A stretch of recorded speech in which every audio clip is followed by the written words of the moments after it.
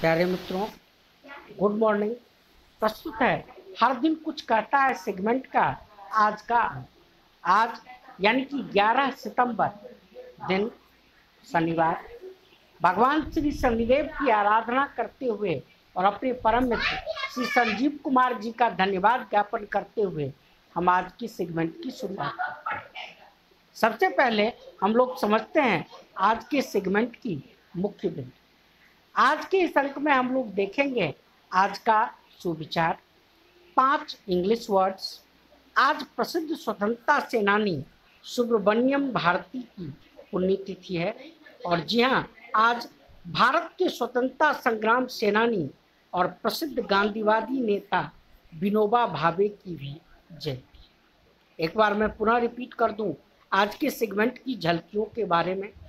आज के इस अंक में हम लोग देखेंगे आज का सुविचार, 5 इंग्लिश वर्ड।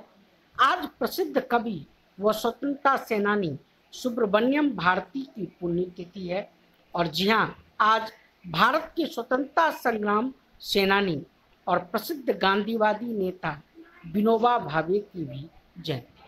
आइए विस्तार पूर्वक समझते हैं। सबसे पहले आज का सुविचार। आज का सुविचार है, किसी भी व्यक्ति का ज्ञान उसके अनुभव से बढ़कर नहीं होता। यानी कि इस सुविचार का मतलब यह है कि एक्सपीरियंस यानी कि अनुभव को ज़्यादा तरजीह दी गई है। किसी भी व्यक्ति का ज्ञान उसके अनुभव से बढ़कर नहीं होता। आज के सुविचार को समझने के बाद चलते हैं आज के 5 इंग्लिश वर्ड्स की तरफ। आज के 5 इंग्लिश वर्ड्स हैं नेब, लूअर, मोरेस, नावेस और ओपेक। आइए विस्तार पूर्वक समझते हैं। आज का पहला इंग्लिश वर्ड है नेब, KNAVE, नेब अर्थात धूर्त। जी हाँ, आज का पहला इंग्लिश वर्ड है KNAVE, नेब अर्थात धूर्त। आज का दूसरा इंग्लिश वर्ड है लूअर, LURE अर्थात लालच। आज का तीसरा इंग्लिश वर्ड है मोरेस, MOROSE अर्थात उदास। और आज का चौथा इंग्लिश वर्ड है नावेस, NOVICE अर्थात नौसिखिए। और आज का पांचवा और आखिरी इंग्लिश वर्ड है ओपेक, OPAQUE अर्थात अस्पष्ट। आज के 5 इंग्लिश वर्ड को समझने के बाद आज के इम्पॉर्टेंट सेगमेंट के तरफ चलते हैं।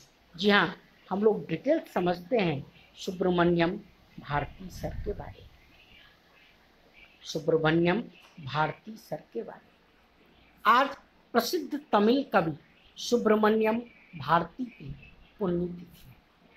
आज ही के दिन यानी कि 11 सितंबर सन 1921 में इनका देहावसान हुआ था। इनका जन्म 11 दिसंबर 1882 को तमिलनाडु के एक गांव एट्टियपुरम में एक तमिल ब्राह्मण के परिवार में हुआ था। ये महाकवि भारतीयार के नाम से जाने जाते हैं। मेधावी छात्र होने के कारण वहाँ के राजा ने इन्हें भारती की उपाधि दी थी। जब वे किशोरावस्था में ही थे तभी उनकी माता पिता की मृत्यु हो गई थी। बनारस में रहने के दौरान उनका हिंदू अध्यात्म और राष्ट्र प्रेम से साक्षात्कार हुआ। वर्ष 1900 तक वे भारतीय राष्ट्रीय कांग्रेस से पूरी तरह जुड़कर देश के विभिन्न प्रांतों में कांग्रेस की सभाओं में भाग लेते थे। वे 1908 में पांडिचेरी गए और लगभग 10 वर्षों तक एक वनवासी का जीवन बिताया। उसी दौरान उन्होंने कविता और गद्य के जरिए आज़ादी की बात कही। साप्ताहिक इंडिया के द्वारा वे आज़ादी की प्राप्ति के साथ साथ अन्य सामाजिक बुराइयों के खिलाफ आवाज़ उठाई। इन्होंने साप्ताहिक इंडिया के द्वारा आज़ादी की प्राप्ति के साथ साथ अन्य सामाजिक बुराइयों के खिलाफ इन्होंने आवाज़ उठाई। स्वदेश,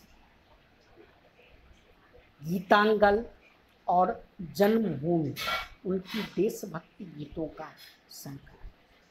चलते हैं आज के आखिरी सेगमेंट की तरफ, जहाँ डिटेल समझते हैं विनोबा भावे के बारे में।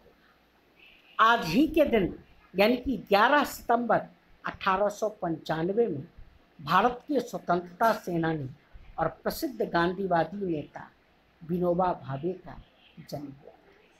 वे महात्मा गांधी की विचारधाराओं से प्रभावित होने के कारण 8 अप्रैल 1921 को वर्धा स्थित गांधी आश्रम का कार्यभार संभाला।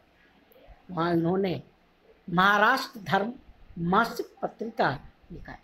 7 मार्च 1951 को पैदल यात्रा करते हुए भूदान आंदोलन की इन्होंने शुरुआत की। उन्होंने 25,15,101 एकड़ भूमि 2,36,022 दाताओं से प्राप्त की। उन्हें सामुदायिक नेतृत्व के लिए रमन मैगसेसे पुरस्कार से सम्मानित किया गया। 15 नवंबर 1982 को इनका निधन हो गया।